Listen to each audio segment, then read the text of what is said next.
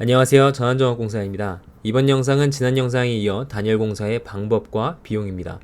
우선 보여지는 사진은 단열공사 시공 전에 철거가 된 모습들입니다. 지금 보여지는 이 부분은 거실에서 외부 복도와 맞닿아 있는 벽체입니다. 벽체에서 넘어오는 한기가 가장 심하고 또 코너 부위에서 곰팡이가 많이 폈었습니다.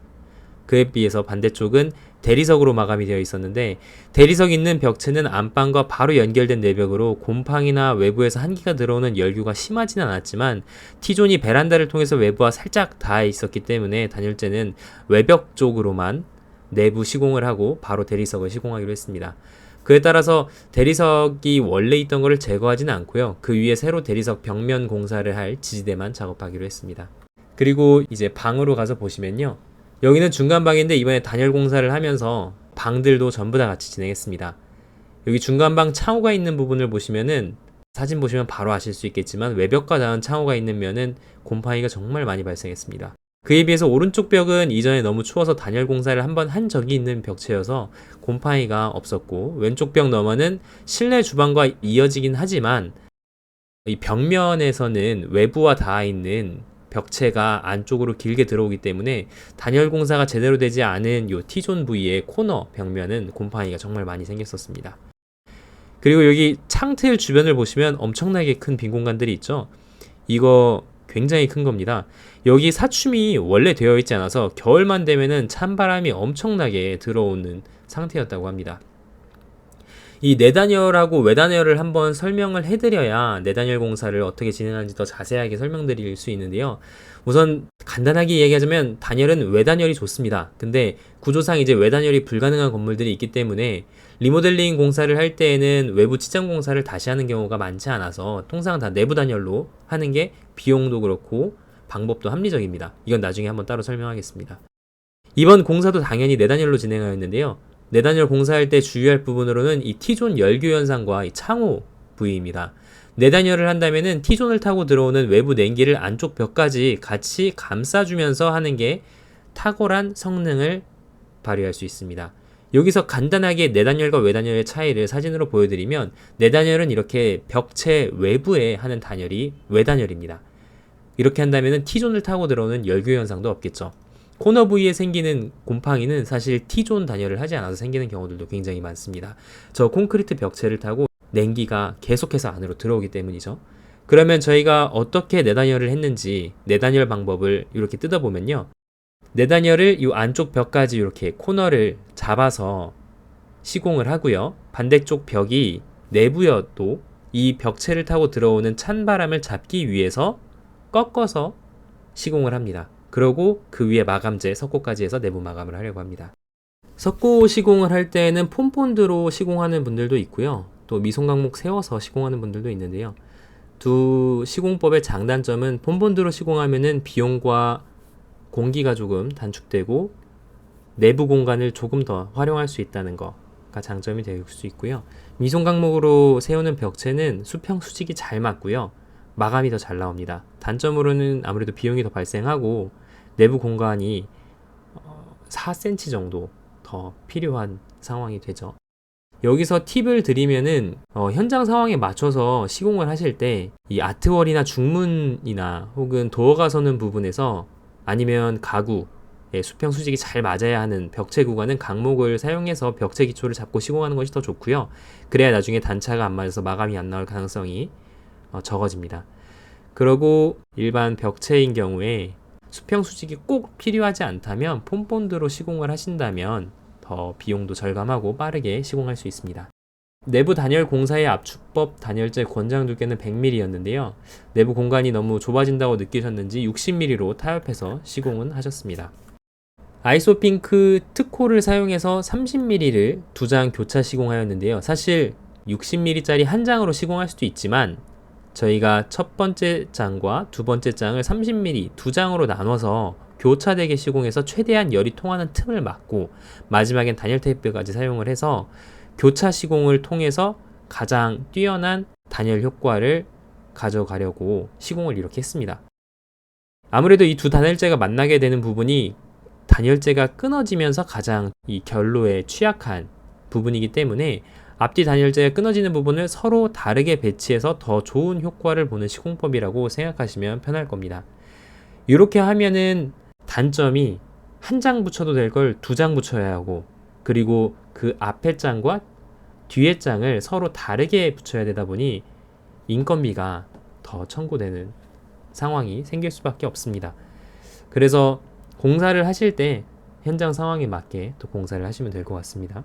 원래 있던 창호벽에서 6cm 정도 앞으로 나와서 그 부분까지도 추가로 꼼꼼하게 저희가 더 단열 시공을 했더니 더 이상의 참기운을 느낄 수가 없었습니다. 자재 비용으로는 보통 아이소핑크 특호 30mm 한 장 이제 저희가 구매하시는 경우에 900에서 1800 사이즈로 구매하게 될 텐데요. 구매하는 방법은 가까운 목재상 가셔서 압축법 단열재 특호 혹은 1호 아니면 아이소핑크 단열재 달라고 하시면 구매하실 수 있습니다. 저희는 30mm 두께 한 장 기준으로 장당 9,000원 정도 들었습니다. 저희 거실이 폭이 5m가 조금 넘는 벽체였고 높이가 2,400이었는데요.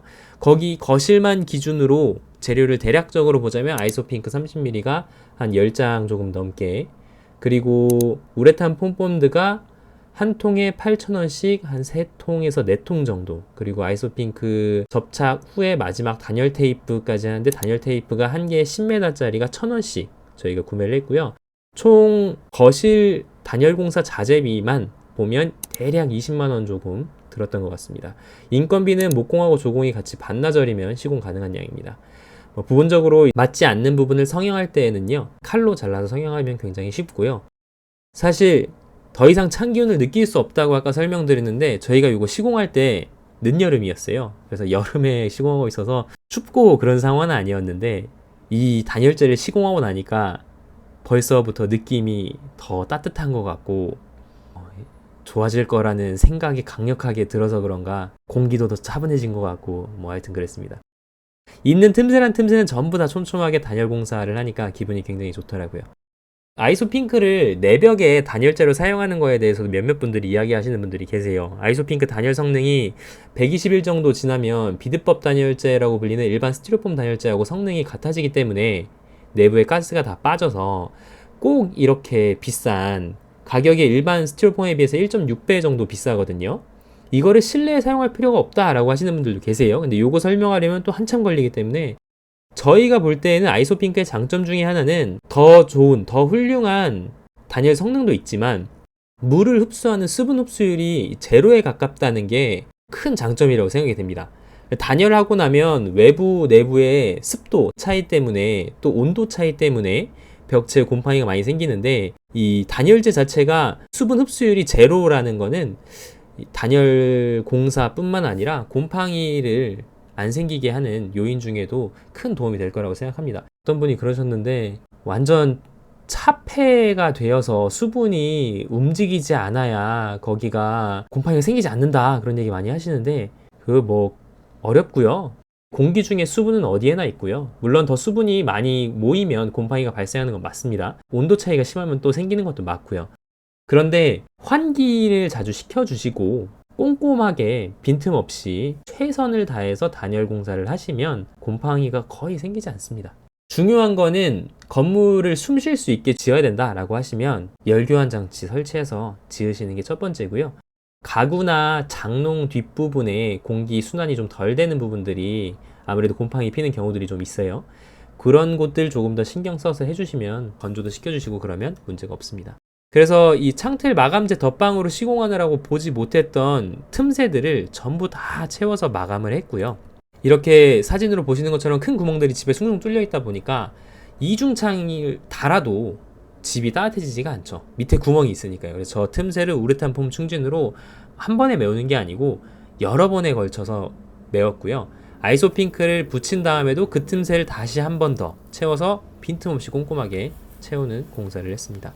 일반인이 하실 때 주의하실 점은요, 이 폼본드가 너무 팍팍 나가지 않게 조심해 주시면 좋고요. 아이소핑크 벽체를 폼본드로 시공하실 때 수평 수직이 잘 맞도록 시공을 하셔야 됩니다. 그래야 나중에 마감할 때 큰 불편함이 없고 마감선이 어디에 오게 될지도 알고 예측해서 시공하셔야 됩니다. 또 중요한 거 하나는 이 창틀에 꼭 보양 작업을 하시고 시공하시길 추천드립니다. 이 폼본드가 생각지 못한 곳으로 떨어지기도 하고 튀기도 하는데요, 그때 창틀에 묻으면 지워지지가 않습니다.